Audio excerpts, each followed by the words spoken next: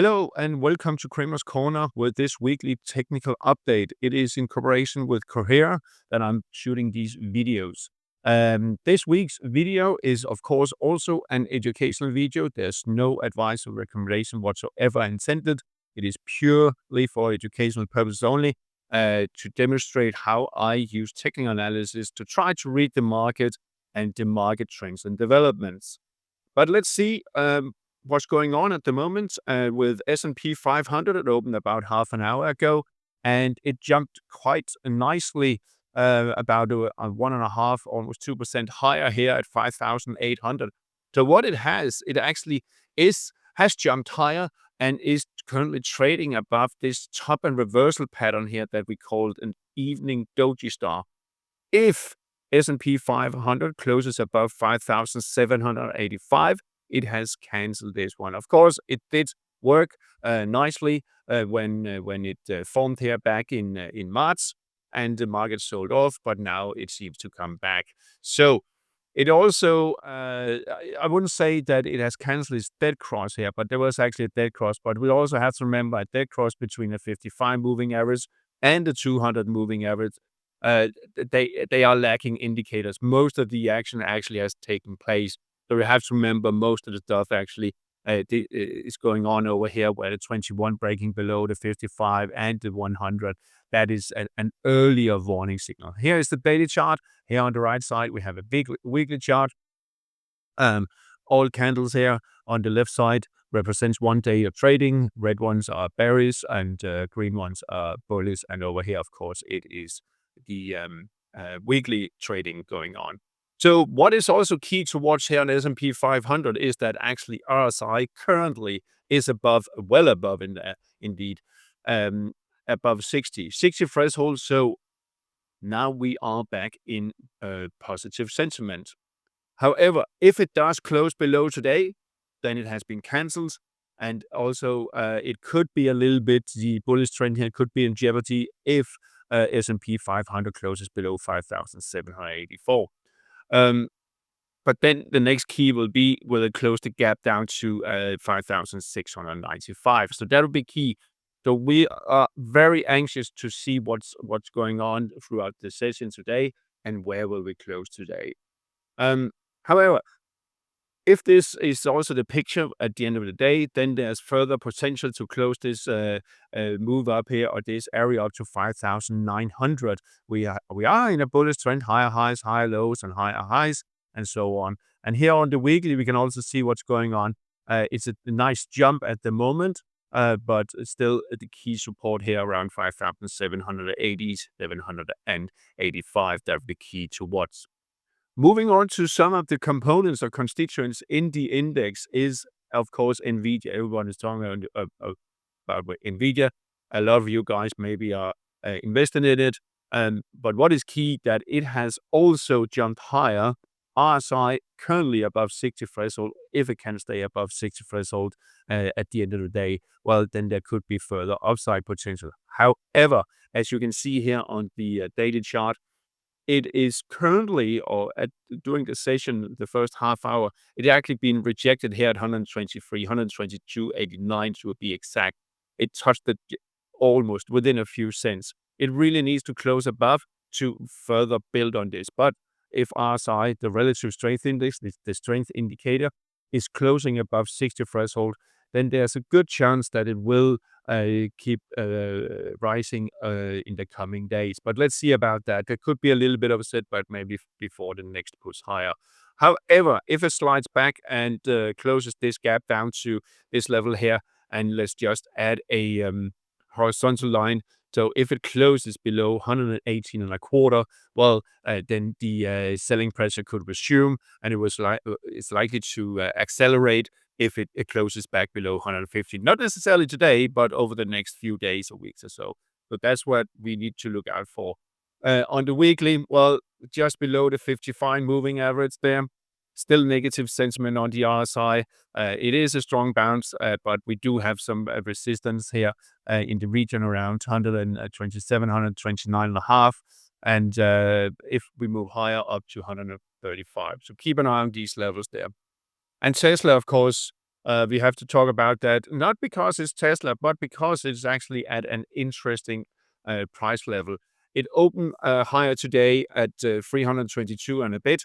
It didn't get all the way up to resistance, and the 100 moving average coming up here, kind of putting a lid on it, trying to push it lower. But it did make a gap. And also here we had the RSI currently above 60 threshold. So let's see where the day will end. If it ends lower and if RSI is being pushed back below 60 threshold, well, the uptrend could be in jeopardy. However, it actually did close above 60 threshold Friday last week, as we can see here. You can actually see it here. They actually closed above 60 threshold. If I highlight this one, you can see 60.85. So it's already in positive sentiment. It just needs to follow through by also closing above 325.10 and try to push it. We could end up in a situation where Tesla will be range bound between 275 and 325 for quite some time, being boxed in between the 55 moving average that needs to kind of move around here, turn around, and the 100 moving average that is kind of trying to push it down. So it's kind of trying to box it in there. But it's a fairly strong bounce that has come back of the fact that it didn't close below 212. We talked about it so many times. Also, if you're following me on my YouTube channel, Cramer's Corner TA, you will have seen that I talked about Tesla quite a bit, of course. Moving on to something else, and we have to talk FX market a little bit also. One of the currency pairs of currency crosses that is, of course, most affected by this is dollar-yen for several reasons. That's about, interest rate yields and all that, but also about trade balance and trade war and everything. Anyway,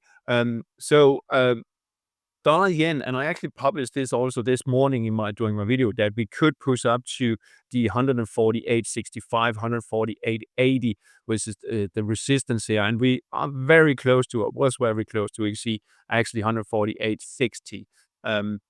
There is further upside potential, especially if you can get we can get the RSI to close above a 60 threshold. But it is indeed a strong bounce, and if it takes out 149, then there is potential up to 151.2025, where there's some strong resistance you can see in this area here. We can also see it here on the weekly chart, why there's such a strong resistance in this area around 151.2025.30. So it's not spot on pips perfect. It never is. But it's currently testing this key resistance there after breaking the through 146.55 this morning there. So let's see. I think we could see maybe a little bit of a setback, but it seems like it really wants to get up there. But it will be a little bit of a struggle also with the fact that we have the 100 moving average coming down, kind of putting a lid on it a little bit.